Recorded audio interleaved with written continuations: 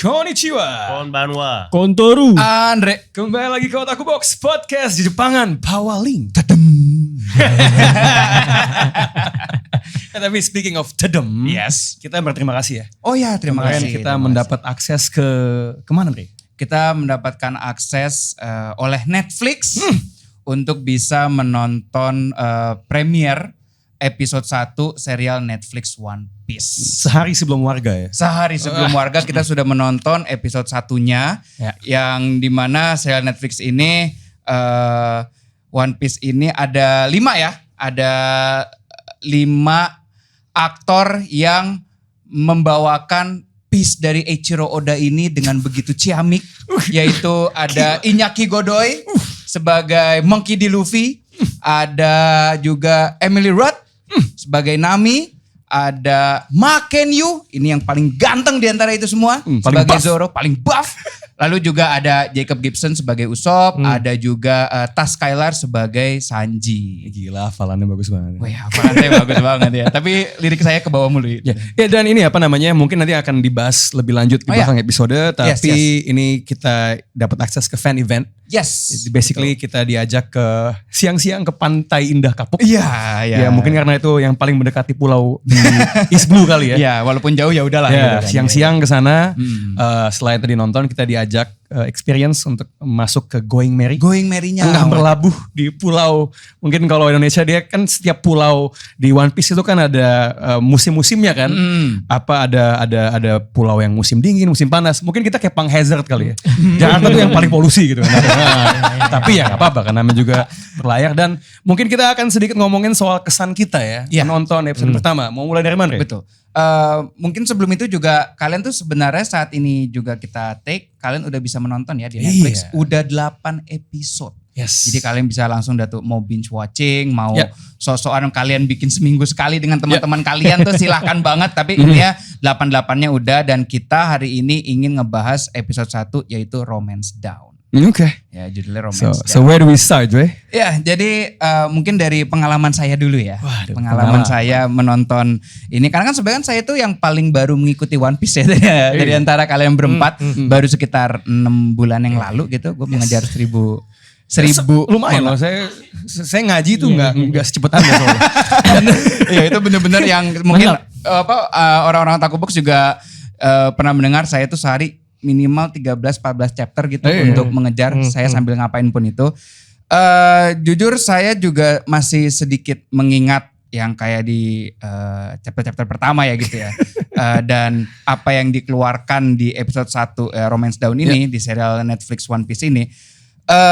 Kalau saya pribadi cukup memuaskan sebenarnya dari ceritanya, dari keluarnya si Iñaki, dan memang mungkin gue sepakat dengan Eiichiro Oda gitu ya, bahwa ketika melihat Iñaki tuh gue melihat Luffy, gitu kan, karena waktu yang di interviewnya dengan Iñaki Godoy kan Iñaki sempat nanya, lu kenapa milih gue gitu loh, lu kenapa mau gue yang sebagai Luffy, karena dia bilang ketika gue pertama kali ngelihat audition tape lu, gue ketawa. Just lo sama kayak Oda gitu Andre. Lo ngeliat Godoy lo ketawa gitu. Oh iya, saya ketawa. Oh, lucu sekali ini sama kayak Oda. Ya mungkin memang Andre. Ya mungkin otak brilian saya sama seperti Oda. Otak brilian. Ya, kita nggak tahu gitu kan ya. Cuman Oda suka ini Kuroko. Oh, tapi itu plot twist kali. Kalau misalnya Oda tanya, apa komik olahraga favoritmu gitu? Kuroko. Dia bilang, we never know kan? We never know. Dengan kepala ikannya itu. We never know gitu kan. Kita gak pernah ada yang tahu gitu kan. Siapa tahu memang gue sedekat itu dengan Oda gitu kan. Mulai dari dan segala macamnya gitu. Cuman maksudnya ya itu. Pertama kali gue melihat bagaimana Iñaki memerankan Luffy-nya. Ya kalau gue pribadi gue melihat memang sisi Luffy di Iñaki. Lalu juga pertama kali munculnya Zoro, karakter favorit saya di One Piece. Ma Ken-yu sangat-sangat amat ciamik memerankan Zoro, itu bagus banget. Apalagi misalnya kayak di battle pertamanya, dan bagaimana jiwa dan hawa yang dia bawakan Jiwa dan hawa ya. Iya, hawanya tuh Zoro banget gitu ya. Lalu juga yang berikutnya Emily Rudd memerankan Nami, great job. She's very hot. ya. So it's a great job because she's very hot. Yeah, of course, it's very hot. Di film itu, Selamat Emily Hunt. selamat Emily You Hunt. did a good job. Komentar saya hanya itu dan itu sudah merangkum semua menurut saya. Anda sebagai Nami seperti Memang itu. seksisme yang tidak disadari itu paling lucu tuh. Sip, Dre. Iya. Jadi maksudnya sayangnya kan memang di sini tuh yang dikeluarkan baru 3 ya. Kan kita belum melihat si Sanji. Di episode 1. Iya, satu. Kita Oke. belum melihat si Sanji, kita belum melihat juga si Usopp waktu acara premier itu. Dan kalian sudah bisa melihatnya, jadi langsung saja nonton ya, karena udah 8 episode naik.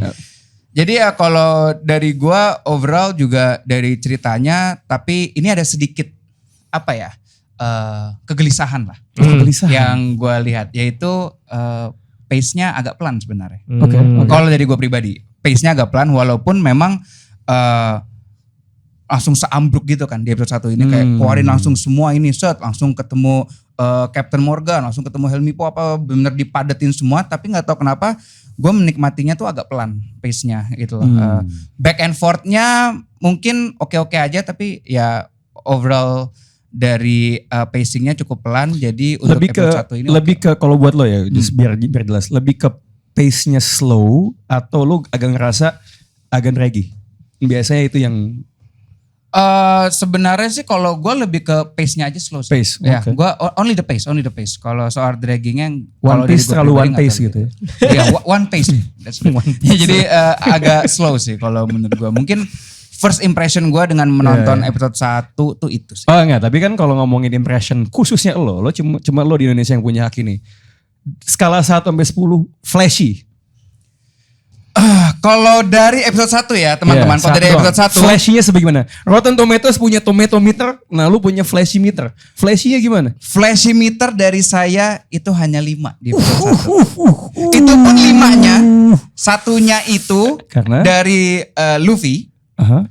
4-nya itu dari Makenyu. Wah, Sisanya nggak ada. Jadi kalau nggak ada Makenyu tuh tidak flashy. Tidak flashy sayangnya episode 1. Sayangnya episode 1 tidak flashy menurut saya. Hard Iya. carry, hard carry. Hard carry. Nah, ngomong-ngomong hard carry nih Bung Rin. Saya juga mau bertanya, mungkin Anda bisa lebih menjelaskan kayak kenapa di tweet Anda, di X Anda, di X Anda. Anda mengatakan Makenyu sangat hard carry di One Piece. Mungkin bisa lebih dijelaskan. Karena pas adegan action khususnya yang kelihatan bisa berantem dia doang. Iya. Yang lain itu kaku. Gimana maksudnya dari episode 1 kan? Iya. Terus habis itu apa ya? Ininya apa namanya kayak Andre dibilang tadi kan auranya itu ya. Aura bintangnya tuh memang beda sendiri gitu. Kayaknya kalau ngomongin choreo action emang kayak lu bisa ngerasain blow di pukulan Iya. di sabetannya tuh beda gitu loh. Beda. Kayak kalau lo di deket Makenyu nih dia gerak gitu lo mungkin bakal agak kecil ke belakang. Kita agak gini dikit, apa namanya agak jaga jarak dikit. Yes. Iya. Oh, oke. Dia yang punya haki ya.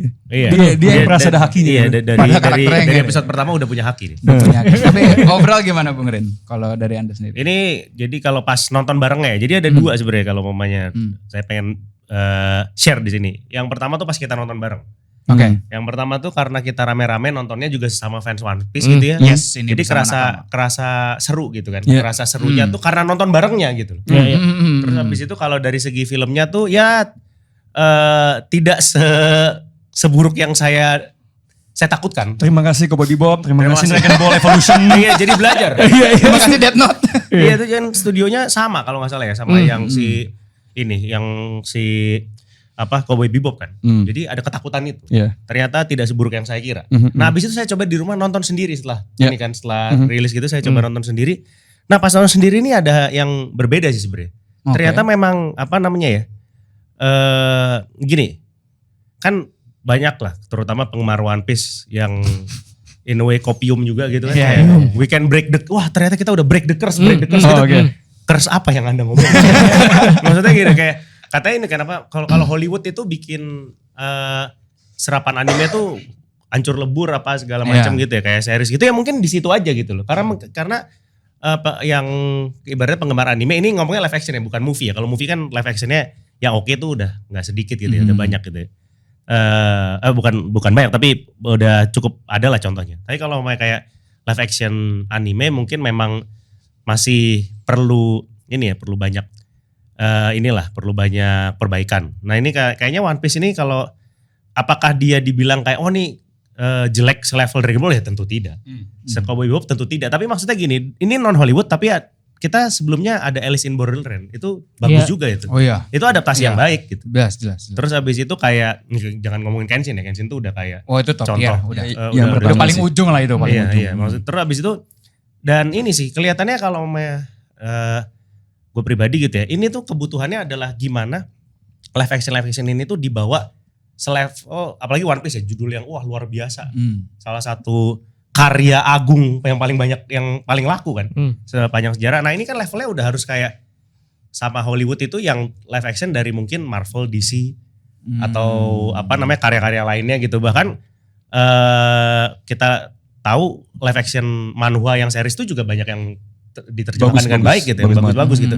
Nah Jepang ini ada ketertinggalan itu. Maksudnya dari karya Jepang gitu ya. Nah One Piece ini seharusnya idealnya tuh bisa nge-carry itu gitu loh. Jadi kayak ngebawa kayak live action dari anime atau manga nih bisa di level itu gitu. Dan kita kan tahu kan ini budgetnya gede banget ya. $18 juta kalau nggak salah. Betul. Satu episode. Nah sementara mungkin ini perbandingannya agak lumayan jomplang. Tapi kayak salah satu serial favorit kita kan The Boys. Ya. Itu di season pertamanya tuh satu episode itu $11 juta. Beda $7 juta tapi kualitasnya masih jauh di atas. Jadi belum nih. Ternyata kalau kita ngomong keras bagi saya itu harus ngebawa emang nggak ada tuntutan atau gimana. Tapi menurut saya itu One Piece ya nih jujur aja nih ya, live action belum bisa ngebawa ke level itu. Yang seharusnya dia jadi, mungkin dia bisa jadi pembukaan pembukanya. Tapi dari episode pertama, episode 2 saya baru nonton sampai episode 4 ya, belum masih jauh untuk ngebawa live actionnya Jepang itu dari anime Jepang itu ke level kayak mungkin apa ya, bahkan yang dari dulu aja yang kayak Punisher waktu dulu kan Daredevil apa segala macam tuh yang budgetnya jelas-jelas di bawah itu. Belum, levelnya tuh masih belum di situ. Jadi mungkin apalagi selainnya apa sih Yu Hakusho katanya. Bukannya udah. Belum, terus ada rumornya juga Naruto sebenarnya. Naruto ya itu kayaknya sih. Enggak, tapi maksudnya gini. Memang ini jadi kenapa saya bilang itu untuk menikmati ini ekspektasinya harus rendah mungkin. Karena memang ternyata kalau kita pengen dia itu udah di level atas gitu, maksudnya kayak level top tier gitu. Itu jangan berharap ke situ. Karena ternyata kalau ini setidaknya dari saya ya, setelah nonton sekian episode itu dan saya yakin kayaknya sampai episode 8 juga akan seperti itu. Dia itu belum ada di level yang sama untuk dibicarakan di level yang sama dengan serial-serial seperti The Boys, terus habis itu serial-serial Marvel DC yang bagus juga gitu. Bahkan sama serial-serial Jepang bahkan serial Korea pun mungkin belum juga. Kayak apa sih Neighbor from Hell ya itu. Iya. Itu kan dari manhwa kan. Itu wah itu levelnya masih di atas One Piece. Ini buat lo yang paling kentara ketika lo kontrasin ya. Kayak karena gue belum nonton di atas 1 dan gue tuh belum nonton situasinya tuh nonton sendiri ya. So opini gue yang nanti gue bahas di sini bisa aja dinamis ya dalam artian. Kan namanya juga lo ngomong nonton series dibanding nonton film beda ya. Series long form lo. Betul. Cuma ketika lo ngekontrasin dengan contoh-contoh lain yang lo nggak berhasil ya. Itu bagian yang menurut lo paling kalahnya itu di mana? If you had to pinpoint one. Gue nggak yakin dia akan narik. Kan sebenarnya itu kayak dulu Pikri pernah bilang kan, ini harus dia tuh salah satu kenapa Oda pengen ini adalah supaya narik fans baru gitu loh. Nggak yakin terpenuhi. Dan itu nggak jumlahnya, kalaupun ada jumlahnya nggak signifikan. Dan itu dari aspek apanya yang menurut lo masih missing? Dari segi action sih udah jelas ya. Action, oke. Kebanting banget. Terus habis itu dari segi apa ya? Kalau ini nggak dikasih judul One Piece-nya, ini cuman kayak seri konyol aja gitu loh. Jadi dia judulnya masih lebih nge-carry dibanding karyanya gitu loh. Kalau kita coba IP-nya tuh nge-carry itu. Kalau kayak orang tuh setelah nonton The Boys yang jadi baca komiknya mungkin lebih banyak kan. Kayak kalian Andre juga nggak? Gue jadi baca The Boys. Jadi baca gue nonton dulu. Rossi baca nggak nonton ya? Nonton iya gitu kan. Tapi maksudnya untuk kayak nih gue jadi penasaran jadi apakah konversi ke karyanya tuh belum dia sebagai film bajak laut pun masih belum di level Pirates of the Caribbean ya. Kalau itu sih tapi itu movie ya, itu budget sih. Iya. Agak bedanya di situ. Kalau itu sih maksudnya kalau kayaknya sih Kalau dibilang good start, ya good start. Tapi kalau mamanya apakah itu bisa transcendent gitu, jauh banget. Interesting. Oke. Kalau misalkan Bung Ro sendiri dari tadi take-nya Rindra soal bagaimana misalnya kayak seharusnya tuh One Piece emang carry, ternyata belum. Apakah Anda setuju dengan pendapat Bung Rin atau lu punya ada pemikiran lain gitu? Gua tuh sebenarnya sama yang part tadi kayak apakah gua ketika nonton itu emang kebawa hype-nya atau enggak gitu kan. Makanya tadi pagi gua nonton ulang episode 1 gitu.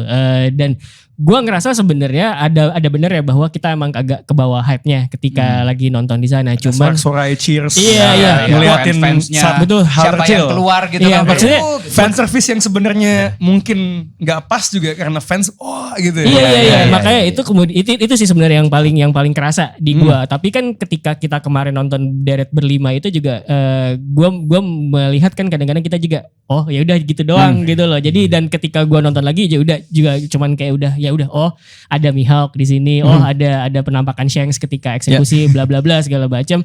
Itu gua lihat cuman efeknya tuh ya jadi biasa aja. Tapi gua juga nyadarin ketika gua pengen nonton live action ini, itu gue juga udah ngingetin bahwa menerjemahkan sesuatu dari source asli yang tadinya adalah manga atau mungkin kayak buku novel gitu ke sebuah film, itu emang bukan sesuatu yang gampang gitu kan. Pekerjaan menerjemahkan itu kan bukan words by words kan, tapi mentranslate. Ini kalau misalkan pindah medium, bagusnya kayak gimana nih, pilihan kreatif apa yang mesti gue ambil segala macam gitu loh. Nah, ketika pertama kali muncul teaser trailer ya gitu, gue ngeliat masih biasa aja gitu. Tapi makin kesini, terutama yang terakhir ke adegan Barati yang di dapur tuh kan sempat muncul kan beredar di itunya gitu kan. Itu tuh gue ngeliat kayak ini pilihan kreatifnya kayaknya ini emang pengen ngarahin bahwa gimana seandainya karakter-karakter One Piece ini dikasih flesh and blood gitu ya, dikasih tubuh dan jiwa jadi orang beneran, kira-kira bakal ngomong kayak gimana. Dan kalau nggak salah gue juga pernah ngomong sama Rana, Iñaki Godoy itu emang tidak terdengar seperti Luffy yang di manga gitu kan. Karena orang-orang, gue banyak baca bahwa reaksi apakah mungkin Luffy-nya Iñaki Godoy ini bakal ngomong seperti itu. Kayak kalau di manga gitu kan, kayak yakin nih Luffy ngomongnya kayak gini. Cuman kita waktu itu ngobrol bahwa ya kalau misalkan dijadiin orang biasa ada kemungkinan dia bakal kayak begitu. Tapi ada beberapa hal juga di Luffy-nya Iñaki Godoy ini yang gue rasa ada unsur-unsur Luffy-nya gitu, walaupun keluarnya jadi beda gitu, kayak misalkan curiosity-nya. Terus yang gua lucu tuh kan pertama kali dia muncul dia udah ngajak gabung burung penjajah koran tuh si Newsku itu kan. Itu kan sebenarnya kan kayak not buat Luffy di manga bahwa tiap ada yang makhluk aneh ini gua ajak gabung gitu. Itu gua lebih menghargai kayak begitu-begitunya, walaupun pada akhirnya gue tidak menyangkal bahwa ada beberapa poin yang kok gue agak ngerasa cringe ya di part ini atau di part itu gitu. Dan gue pikir mungkin itu bener tadi kayak kata Bung Rin, cara ngebawa dari komik ke live action ini gimana cara itu supaya terlihat believable gitu loh. Supaya terlihat believable, dan orang-orang yang mungkin tidak akrab dengan dunia komik yang menganggap bahwa ini terlalu nerdy atau segala macam, ketika lihat itu percaya tuh akhirnya malah convert buat baca komiknya. Nah yang kayak gitu tuh yang menurut gue belum kelihatan di One Piece live action. Cuman gue sendiri ngerasa bahwa untuk level menerjemahkan ya baru level good alias cukup. Cuman gue gak bisa bilang itu buruk gitu loh. Gitu. Itu sih kalau gue pikir. Oke. Interesting. Nah, mungkin kayak ini ya, Bung Ros, kita harus sepakat juga sebenarnya ini tercarry sama itunya juga sih, direktur fotografinya tuh kayaknya sinematografinya tuh bagus menurut gue. Siapa orang ini? Itu harus menurut gue kan ada ketika kredit itu yang kemarin Rana notice tuh adalah naratornya ternyata Ian McShane gitu loh. Iya. Jadi itu lebih terkenal dari mungkin seluruh krunya Straw Hat. Iya, jangan budgetnya malah lebih gede dipakai di ngomong gitu kan. Terus makanya salah satu yang perlu di-highlight juga itu sinematografernya pas lagi shotnya, ya shot kotanya tuh menurut gue yang oke lah. Tapi yang bagus tuh yang ketika Zoro lagi dipasung gitu, kameranya agak ke bawah gitu. Itu tuh bagus banget menurut gue. Dan ya itu sih yang bener-bener kayak visually pleasing gitu loh. Dan itu cukup untuk menutupi kadang-kadang bahwa dialognya kayak kok kayak begini. Pacing tadi juga ada adegan, ini udah kita boleh ngomongin adegan di dalamnya gak? Boleh. Ini Sudah kita boleh. sudah Udah, masuk boleh. ke area. Sudah Kita masuk akan ke area. berusaha sebisa mungkin tidak spoiler, tapi kalau misalnya keluar ya biarlah kan udah naik semua Oke. episode ini. Enak juga. Ada adegan di mana ketika tiba-tiba lagi ngomongin Morgan atau tiba-tiba dia muncul Brak, itu menurut gue agak aneh gitu, agak Deus Ex Machina gitu, tiba-tiba muncul Morgan di hadapannya Luffy sama Nami Oh iya. gitu. Plot convenience lah. Iya ya. kayak Iya. gitu, dan menurut gue itu hal-hal kayak gitu agak ketutupin sama sinematografi yang tadi. Jadi makanya gue pikir untuk bilang ini perfect 9 atau 10 jelas enggak gitu ya. Tapi gue akan tetap bilang bahwa ya it's good in its own way gitu loh. Dan ada yang gue di Twitter ada bilang berarti it's good, berarti ini forgettable ya, enggak forgettable juga karena ya good tetaplah good gitu. Karena enggak semua orang mengincar 9-10 juga kadang-kadang gitu. Iya. Ini gue sekalian cerita take gue. Ini menarik ya. Satu hal yang selalu muncul, gue tuh sebenarnya kalau ngomongin film, gue tuh nggak terlalu suka kata ini. Apa? Karena biasanya ini terjadi ketika gue punya temen, ya, dia tuh suka banget sebuah film yang gue anggap jelek gitu. Biasanya gue pancing dikit, satu kata yang bakal keluar tau gak, Pan? Ya mungkin ekspektasi lo ketinggian. Mungkin ekspektasi gue kerendahan. Ya gue sih gitu kayak, gue tuh gak terlalu suka kata ekspektasi ya. Tapi menurut gue kata itu punya validitas khususnya ketika lo ngomongin adaptasi dari satu medium ke yang lain. Iya. I mean, One Piece is very tricky. Betul. Karena gue bisa ngerti poinnya Bung Rin, dia harus nge-carry karena dia IP komik Jepang easily yang paling gede. Terbesar. Gitu. Tapi lo baca komik One Piece, lo liat animenya, lo jadi dengan itu kayak, how the fuck do I adapt this? Ada satu kata yang lo bilang tadi, believability. Nah, segala adaptasi yang cenderung bagus ya, mau itu apa namanya The Boys, right? Game of Thrones, itu kan fantasi-fantasi yang dibikin lebih believable, lebih grounded sebenarnya, lebih gritty gitu kan. But One Piece dalam bentuk anime, komik itu amazing karena it's so unbelievable. Yes. Like I have no idea nanti kalau misalnya series ini, jujur walaupun menurut gue lumayan oke, gue nggak yakin dia akan punya legs untuk sampai ketika kalau kayak gini ya. Sampai Luffy Gear 5, how the hell do they do that? Gitu. kayak how do you achieve balance gitu? Terus ya maksud gue to the point, nanti kalau memperkenalkan Chopper bakal kayak gimana? Chopper keluar gimana ya? Itu kan karakter paling cute. Iya. Even bahkan di mangganya Nico Robin tuh nggak rela ngelihat dia nggak jadi cute gitu loh. Nah, Iya. apakah kemudian ya nggak tahu gitu ketika ntar live action dia muncul kayak gimana? Jadi there's a very delicate balance, keseimbangan yang gimana nih lu ngejaga antara yang believable sama unbelievable biar ekspektasi market yang gede banget ini for the most part itu masuk. Itu tuh bagi gue tricky banget. Nah ini sebenarnya menarik. Tadi kita udah nyebut bahwa kalau Rurouni Kenshin itu kan levelnya udah jauh banget ya. Rurouni Kenshin itu menurut gue nggak banyak mengubah bentuk karakter manganya, tapi kita tuh kayak this is believable gitu loh. Karena Gue settingannya. heran aja gitu. Gitu. Makanya kalau ngomongin ekspektasi ya, gue sedikit ngasih, justru kalau gue mungkin ngasih free pass. Karena justru Cowboy Bebop gue gatel. Iya. Karena seharusnya ini bisa science fiction udah banyak gitu. Iya. Ini kan sebenarnya cuma kayak Noir di luar angkasa, musiknya jazzy gitu. Kenapa jadi kayak gitu? Ganti kulit aja. Iya. Betul. Right? Nah, untuk One Piece gue pun gak punya parameter. Oke, what's good di bayangan gue ya? Gitu, ngelihat trailernya, apalagi yang pertama, this is a little bit like cosplay ya. Apalagi Itu sebuah awalnya kayak gitu, IP yang populer kan, iya. cosplayernya banyak banget gitu kan. But at some point, mungkin gue agak terbantu dengan marketingnya ya. Amin, lo ngomong soal klip yang di Kitchen, Betul. kan gak mungkin sebuah studio ngeluarin klip yang jelek dong. Iya. Dia pasti yang dikasih itu yang terbaik. Iya. Tapi leading dari trailer terakhir sampai first episode, gue harus bilang buat sebagian besar hal yang gue ingin lihat secara teknis itu terpenuhi. Jelas terasa ada scale up dari elemen-elemen plot yang dimajuin dan dari, maksudnya kita baca komik romance East Blue Saga, di bayangan kita pulaunya nggak terlihat segede itu. Lockdownnya kayak kecil aja gitu ya. Iya. Jadi menurut gue technically gue cukup kaget, lebih bagus, lebih epic lah, terasa lebih gede gitu. Apakah itu terlihat kayak $18 million? Sebenarnya enggak gitu. Karena kita punya yardstick juga yang series-series yang lebih oke lah gitu ya. Dan menurut gue ini bukan cuman PR-nya One Piece sendiri ya, tapi Netflix itu memang kalau lo ngambil serial Netflix nih, lo pukul rata gitu, lo bandingin dengan pesaingnya yang gak akan gue sebut ya, out of respect gitu. Emang kelemahannya emang kayaknya ada weight yang gak ada gitu loh kalau lo lihat production value-nya gitu. That being said, akhirnya gue memutuskan untuk melihat esensi One Piece ada gak ya? Hal-hal yang sifatnya intens, spiritnya ada atau gak? One Piece kan ini tentang bajak laut, tentang kebebasan, tentang punya mimpi. Dan di Otaku Box tuh kita sering ngomongin kayak Luffy tuh agak bland ya. Iya.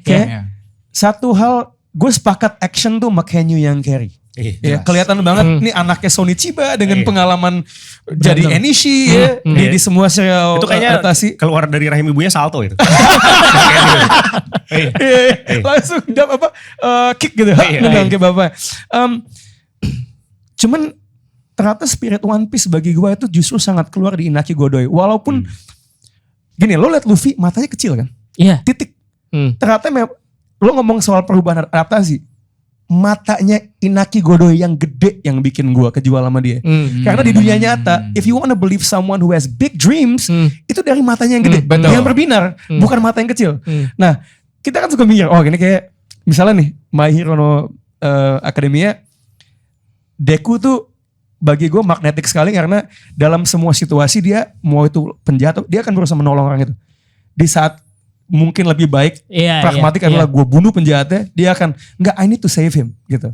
Nah gue jadi ingat kenapa Luffy itu tokoh yang bagus. Dan ini kondisinya kita belum mulai baca ulang East Blue ya. Karena it's not karena dia punya mimpi yang gede, tapi tanpa berpikir sedikit pun, tanpa pamrih, dengan 100% ketulusan. Mau mimpi lu apa, gue akan support. Betul. Lu jadi bajak laut. Momen kesukaan gue adalah dia pengen banget jadi bajak laut. Dia ketemu Kobe. Ternyata Kobe pengen jadi marinir musuhnya laut.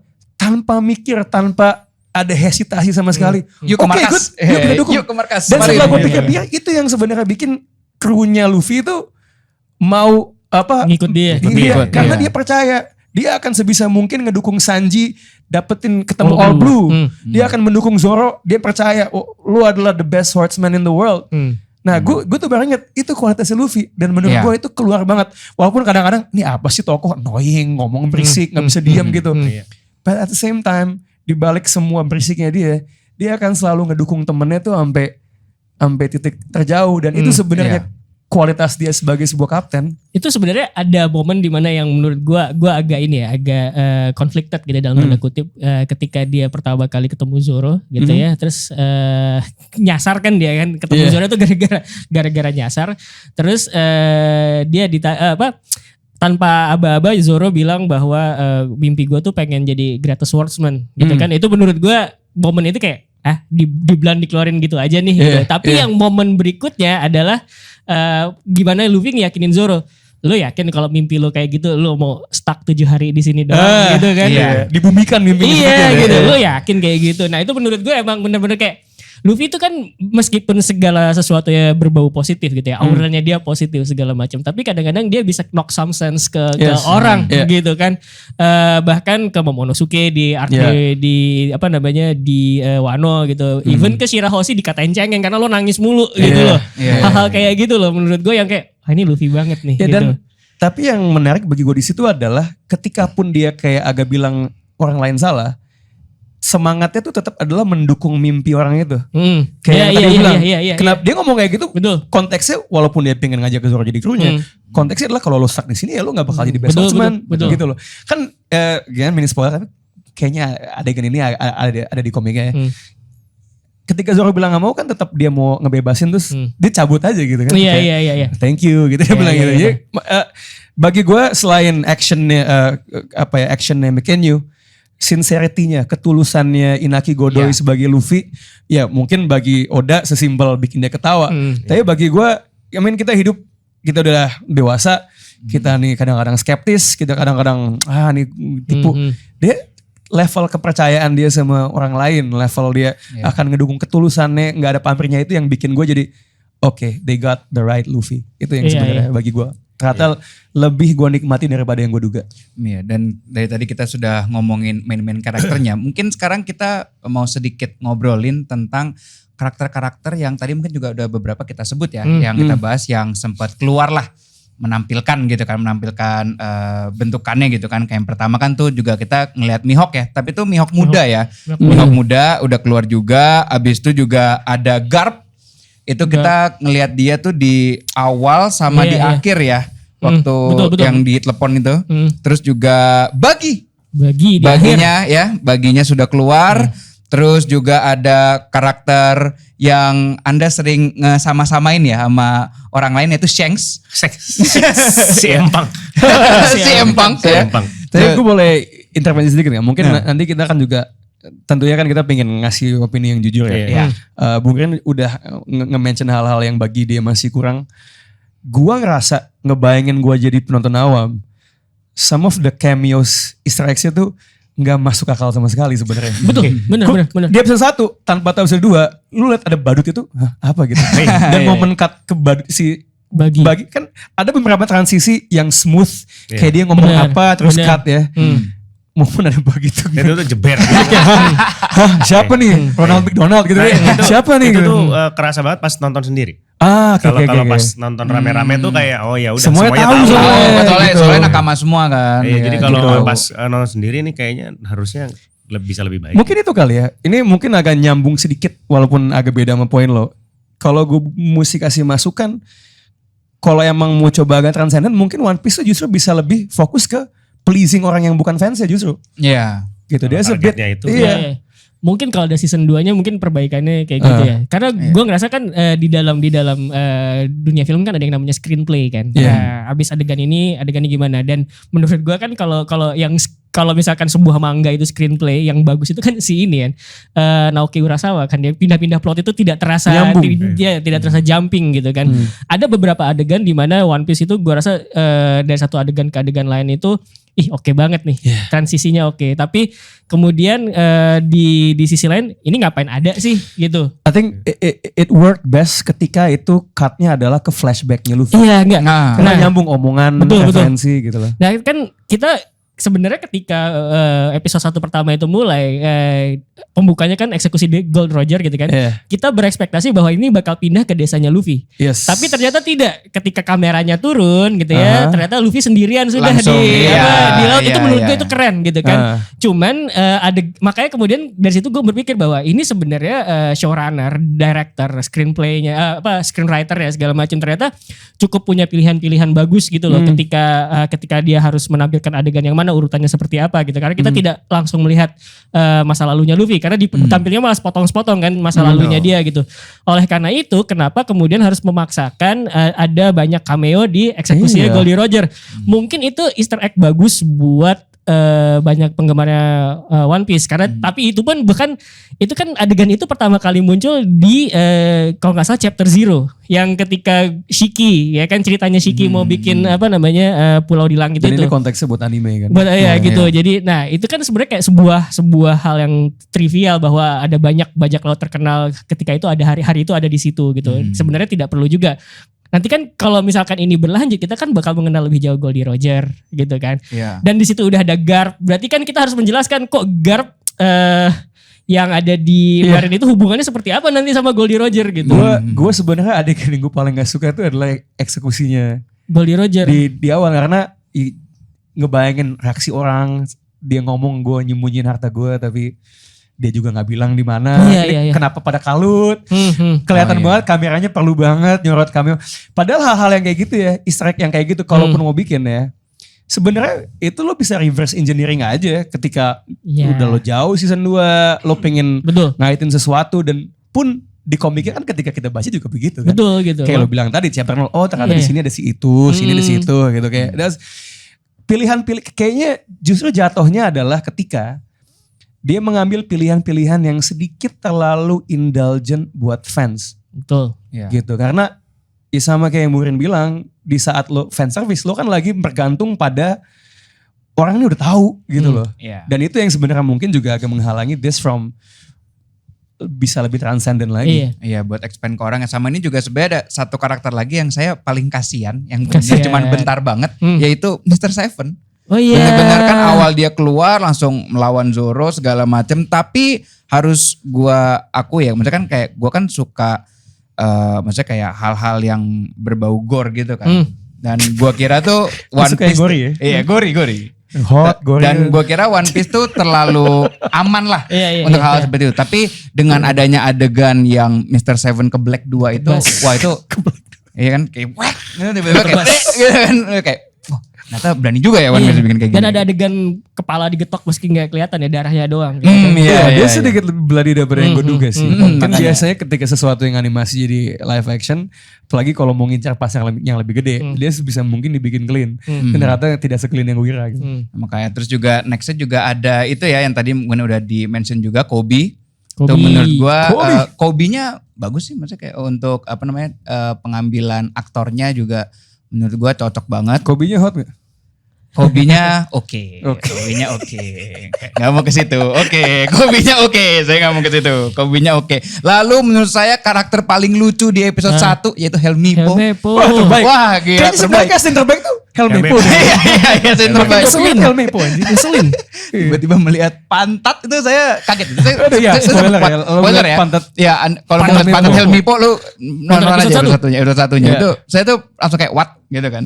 Helmiponya. Lalu yang jelas Captain Morgan juga udah keluar. Cuman Minuman kesukaan lo ya? minuman kesukaan saya. Makanya pas Captain Morgan gitu kan. Tapi nggak tahu kenapa saya Captain Morgannya menurut saya kurs di sini. Oh iya. Iya, Kenapa, iya, kenapa? Harus lebih gede lagi lah. Oh iya. Iya. Kayak kalau lebih gede Lakirunya juga kurang gede sebetulnya. Oh iya bener. Bedanya Ada kurang, laki lo. ya udah ada kayak gitu. Cuman yang saya suka dari kehadiran Maaf. Dan Captain Morgan goblok lagi. Iya, yang saya suka dari kehadiran Mr. Seven itu kan sebenarnya kalau di manga tuh kan trivial aja kan. Itu dijawab sama Oda ketika kayak di SBS ya gitu kan, forum tanya jawab. Karena di Whiskey Peak tuh Zoro ngaku gue pernah diincar sama Baroque Works gitu kan. Terus kemudian ditanya kan, itu yang ngincar siapa? Oh ada namanya Mr. Seven. Terus bentukannya cuman kecil gitu doang digambar di SBS ya. Terus sekarang malah dijadikan salah satu bagian dari cerita. Jadi Black Hisoka dia. Iya. kan ada joke bahwa Zoro tuh sebenarnya minor hunter tau sebenarnya. Iya. Karena yang dilawan itu. Nah tapi gue sukanya sebenarnya ada beberapa plot device yang gue bilang kayak Garp satu, kedua kemudian Baroque Works, sama terakhir peta Grand Line itu kita tidak pernah nganggap bahwa apa pentingnya peta Apa Grand ya, Line benar, ketika benar, di benar, manga gitu kan. Cuman ketika lu sudah pindah ke series gitu, ya memang harus ada kayak sesuatu yang dikejar. Dan ketika peta Grand Line itu mungkin buat orang yang nggak baca komik itu sesuatu yang menarik. Bener. Apa Apa ini? Gitu ini loh. gitu kan. Terus kemudian Baroque Works juga efeknya menurut kayak gitu. Ini Iya. sindikasi apa Iya, gitu. iya. Kita di Isblu belum pernah mendengar itu. Ya. Gitu. Tapi udah dikeluarin duluan dan itu juga berhubungan sama Garp yang ternyata bertahun-tahun katanya mengejar Baroque Works tersebut. Ya, jadi Gitu ada kan. perubahan. Jadi canon yang lo Lihat di manga ikuti di live One Piece Netflix tuh akan berbeda dengan Iya gitu. Jadi di kayak komik. dia dipindah gitu loh. Ini udah Iya. dimunculkan demi kayak gue pikir mungkin ini tujuannya untuk nambah bobot cerita gitu sebetulnya. Iya, sepakat. Lalu juga itu ya keluar juga si Alvida ya. Alvida. Alvidanya keluar yang kalau kata Parama, Alvida yang form ini kecantikan Oke. daripada manganya. Harus jelek banget dong ya. Iya, mungkin emang harus yang Atau jelek harus, gitu. harus pakai makeup, harus gedein. Ya. Iya makanya memang. Tapi yang saya penasaran kalau emang nanti lanjut Alvida Kurusa kira-kira aktor Oh iya, siapa bener ya? ya. Aktrisnya siapa ya itu harus. Feeling saya Ya. aktor yang mungkin pas bentukannya tapi nggak terlalu terkenal. Jadi bisa ada Ian McShane lagi. Iya, McShane. Season 2 ya. Biar bayarnya cukup.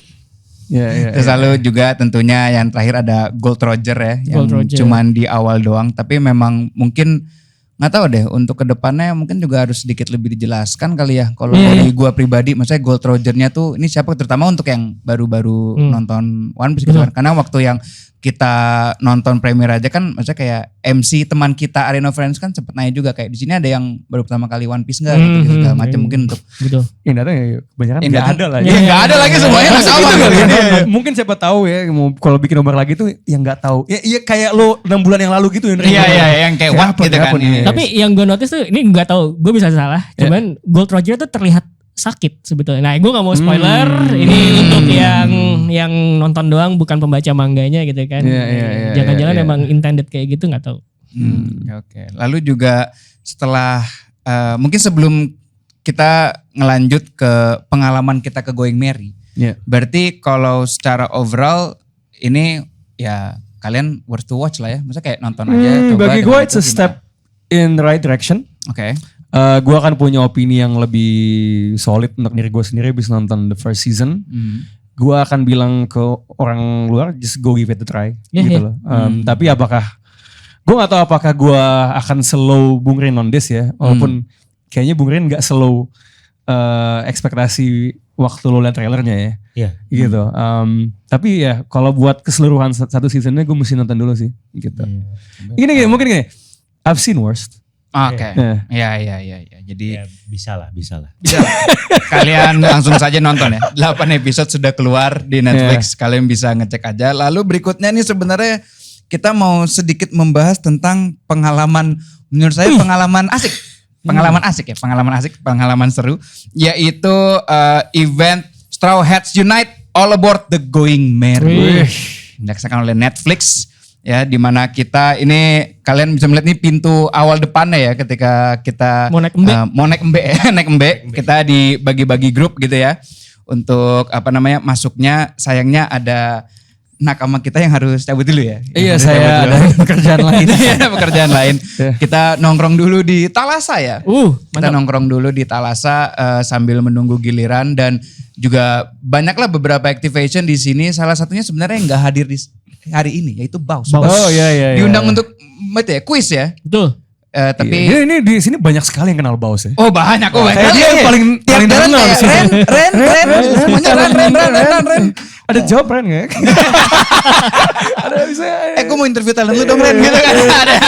Ada yang kayak gitu. Oh ya, bun sekali di situ. Oh ya, abun sekali. Terus juga di sana tuh juga ada berbagai macam aktivitas ya. Setelah kita maksudnya kayak jalan masuk, kita tuh juga di checkpoint pertama ya. Kalau yang grup saya sama Bung Rin ya, kita ada foto wanted poster. Iya. Ya, jadi di mana foto wanted poster ini kita sayangnya harganya cuma 5 juta semua ya. Ternyata Andre dan Tori 1 sama harganya. Tori 1 dan ya. Ini apa ibaratnya kita mengenang masa kita baru memulai kan. Iya, masa-masa baru memulai. Terus juga di sana tuh yang cukup menarik juga tuh mereka ada itu replikanya, dan itu mirip banget ya kayak yang di film juga gomu-gomunya ya. Betul. Gomu-gomunya juga ada, terus ada teleponnya yang di Merin juga. Ya, snailnya itu ya. Kayaknya ini best prop design di satu episode satunya tuh dan musik. Iya, Menurut gue universe One Piece menciptakan bukan telepon biasa tapi kayak transponder snail gitu tuh. Lucu banget. Kreatif sekali itu. Pere gitu kan. Pere. Terus juga yang paling lucu ada itu tanaman jeruk nami ya. Oh iya. Tanaman jeruk nami. Pohon jeruk nami. Iya, itu ada pohon jeruk nami di bagian belakang. Kalian juga bisa ambil jeruknya by the way. Betul. Di situ kalau misalkan nanti kalian yang mau ikut sampai 3 September ya. Sampai 3 September. Harusnya tuh di samping kapalnya di lautnya, wah ada Arlong gitu bawah. Nongol. Wah, ada manusia ikan ini ngapain ini? Terus seperti biasa kita ya sebagai owner sebuah bar ya, kita juga foto di belakang barnya. Jadi ada kayak tempat biasa mereka minum bir apa segala macam kan depan tempat masak gitu. Tempat masaknya ya. Terus belakangnya tuh itunya kendalinya kan di situnya. Sama menurut gua yang paling heboh dan bagus di experience ini adalah kalian foto di depan kapalnya. Ya, kalian bisa langsung foto di depan B-nya. Oh, ada drone. Iya, jadi mereka ada drone, dan kebetulan beruntung sekali kita dapetnya malam, karena ternyata saya ketika membandingkan dengan yang pagi, drone-nya terlalu zoom. Ini warnanya keluar ya. Iya. Dan ada beberapa yang layarnya itu nggak dibentangin gitu ternyata. Kalau yang pagi soalnya kalian. Iya, kalau yang pagi. Nah, itu kan komentar saya kan kayak Bung Rin, kenapa goyang? Oh, ya ini di kapal. Saya bingung kayak kenapa floornya goyang ya? Oh ya ini di kapal. Saya baru ingat gitu kan. Sampai 3 September lah. Sampai 3 September kalian bisa langsung aja ke Cove at Peak itu di sama Thalassa. boleh sekejap gue pengen shout out juga selain ke Netflix telah mengadakan experience itu. Dan ada kapalnya, gue juga pengen shout out buat temen gue sebenarnya di agensinya yang ngerjain Netflix, Good Sup. Yang gue tahu dia udah lama tiap hari kita kan kayak jauh banget nih ke PIK nih. Ya lu bayangin aja mungkin dia hampir sebulan kali selalu kesana ngecek kapalnya udah gimana nih. Respect banget ya. Shout out. Jadi bagi kalian para Sobat Strong yang juga ingin merasakan, kalian bisa langsung saja reservasi dulu ya. Sebenarnya experience-nya gratis, tapi kalian harus reservasi dulu. Sebentar berapa? sampai tanggal 3 3 September gitu ya. Weekend ini? Dari jam 10 pagi pokoknya. Iya. Experience saya sampai malam. Kalian datang aja ke Cove at Peak, lokasi tepatnya di Thalassa. Kalian langsung datang dan jangan lupa reservasi dulu. Jadi mungkin itu saja obrolan kita pada episode hari ini. Jangan lupa kalian buat subscribe YouTube channel kita. Dan jangan lupa juga buat komen ya. Komen. Gimana opini lo soal One Piece Netflix? Langsung aja di kolom komen episode ini. Sebisa mungkin gak spoiler tapi jujur aja. Setuju gak setuju, bagus gak bagus, just say it all. Dan sampai bertemu di episode Otaku Box selanjutnya.